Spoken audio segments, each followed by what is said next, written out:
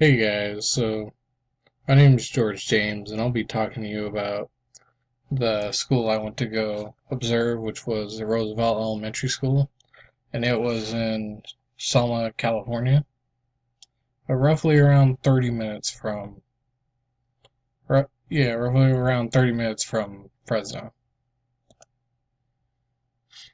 So my general observations and narrative about the whole school is, and my best way to describe the school in the classroom like when I had arrived was that the school itself is designed in a way of an open campus instead of a closed one.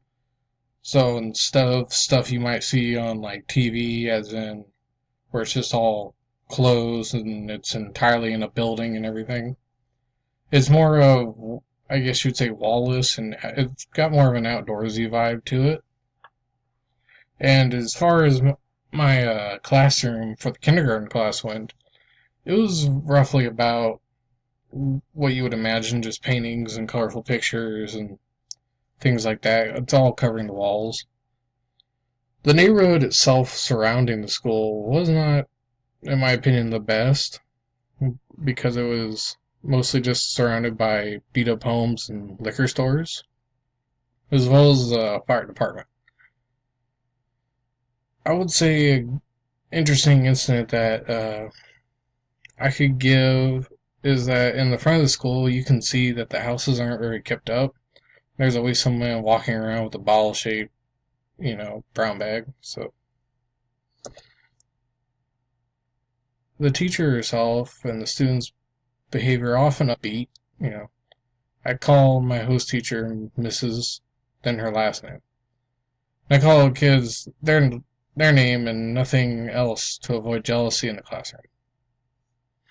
Something that I was told that stuck out to me was that as a teacher, I'll need to earn trust I was never given the ability to lose.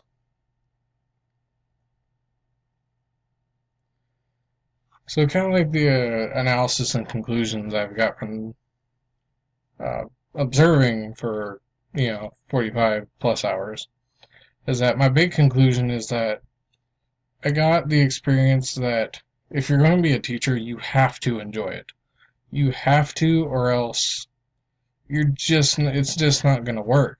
Because if you don't enjoy kids, then how can you work with them? Some common things that I saw from the text that I kind of could see in my observations were like the kind of group work. They did a lot of that. Station work where, okay, this station's art, this is writing, this is that.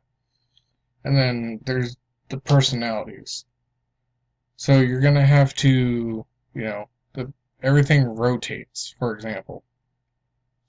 There's roughly about 4 stations every day with varying topics, but roughly there's always something artsy, something reading, something writing, something critical thinking, those sorts of things.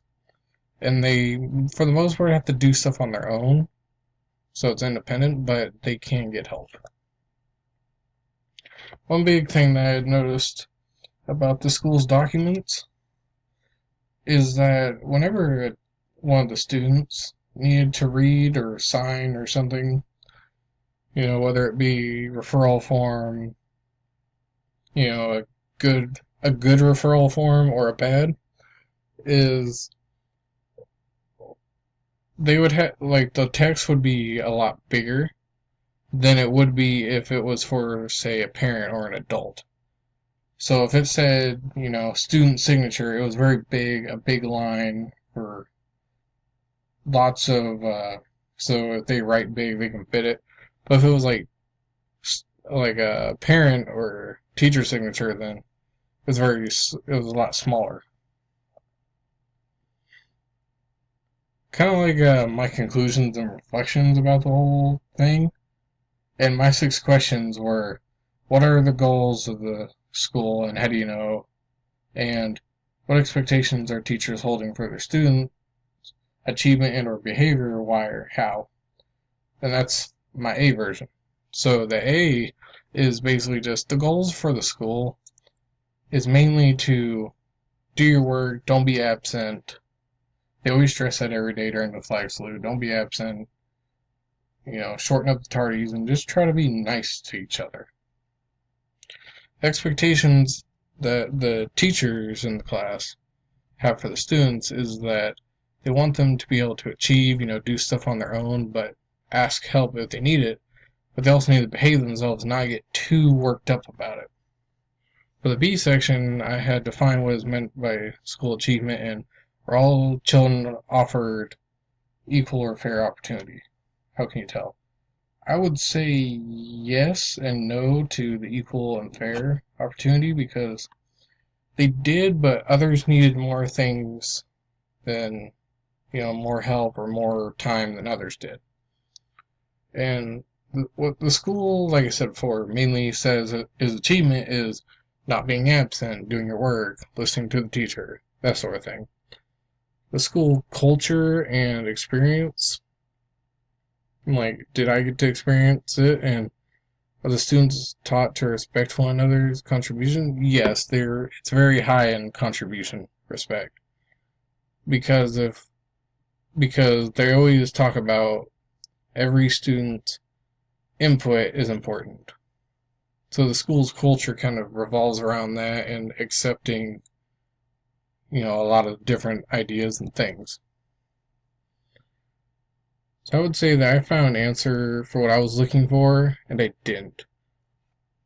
Because yes, I technically did find an answer for it, but then I also didn't because I found out I wanted something else. I wanted to be a teacher, and I need to be able to reach kids in different ways.